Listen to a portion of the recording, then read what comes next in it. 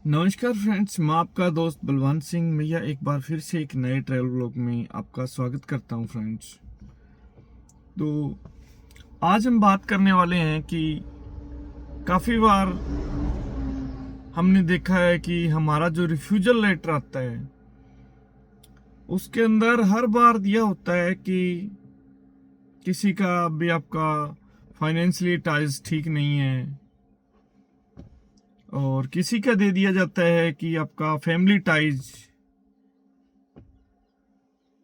तो इस तरह के काफ़ी रीजंस देखने को मिलते हैं और ये रीजन देखने को कहाँ मिलते हैं कि जैसे कि कनाडा के अंदर अगर हम बात करें तो लगभग ज़्यादा हमें देखने को मिलते हैं कि वो ऑफिसर का ऑफिशियल मेल जो होती है वो कॉपी पेस्ट होती है, उस पर किसी प्रकार का कोई ऑफिसर का लिखा हुआ नहीं होता, वो कॉपी पेस्ट लेटर होता है।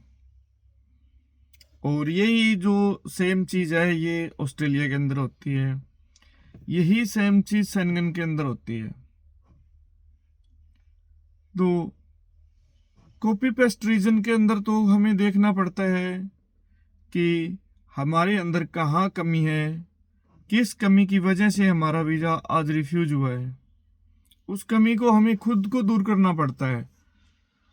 और जैसे कि यूके है तो वो क्लियर वेरीफाई करके देते हैं भी आपकी ये चीज़, आपकी फैमिली टाइज या फिर आपका जो ये बैलेंस है इस बैंक का, ये हमें क्लियर वेरीफाई नहीं हुआ। और न्यूजीलैंड है तो न्यूजीलैंड भी लगभग ज़्यादातर लिख के रीजन देता है कि ये कमी है आपकी प्रोफाइल के अंदर और इस वजह से हम सेटिस्फाई नहीं हैं, तो उस कमी को हम दूर कर सकते हैं। लेकिन शेंगन, कनाडा, यूके, ऑस्ट्रेलिया, इन टाइज को कैसे क्लियर करें, आज हम इस टाइज के बारे में जानते हैं टोटली। क्योंकि कनाडा आज के टाइम में direct 179B we are not satisfied, तो किसी का फाइनेंशियली टाइज तो किसी का फैमिली टाइज वो दे रहे हैं।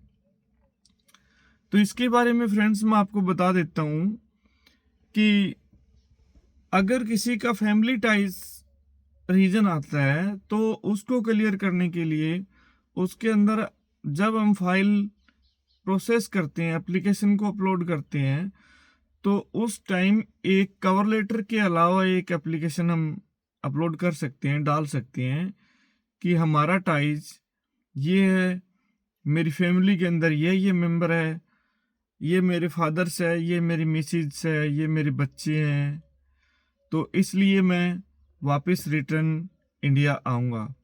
और उसे हम कवर लेटर के अंदर भी मेंशन कर सकते हैं कि ये मेरा टाइज है, इनके साथ मेरा ये रिलेशन है, ये चीज़ है, तो उसमें भी थोड़ा क्लियर हो जाता है। लेकिन ज़्यादातर अगर हमारे पास सफिशेंट फंड है तो भी वो फाइनेंशियली टाइज दे देते हैं। तो इस रीजन में फाइनेंशियली टाइज को जब हम क्लियर करना चाहते हैं तो उस चीज़ को हमें देखना होगा कि हम किस सिस्टम से फाइल को अपलोड कर रहे हैं।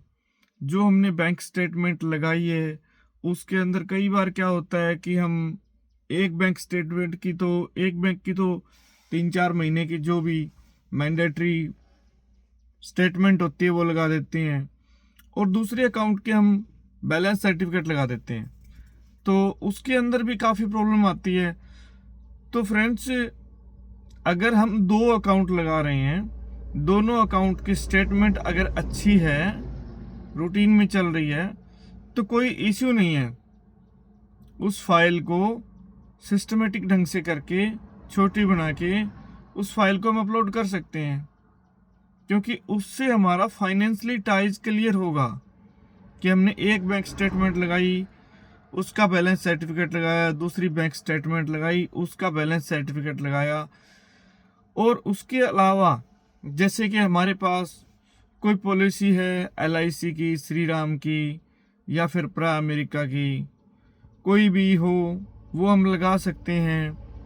उसके बाद फाइनेंशियली टाइज के लिए हम अगर कोई एग्रीकल्चर से बिलोंग करता है तो वो अपने जे फॉर्म भी लगा सकता है।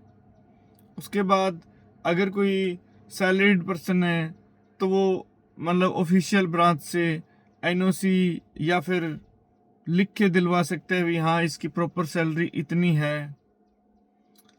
तो उसके बाद अगर कोई हमारा शेयर मार्केट के अंदर इन्वेस्टमेंट है वो भी लगा सकते हैं हम, और वो तभी लगाएं अगर हमारा पॉजिटिव हो।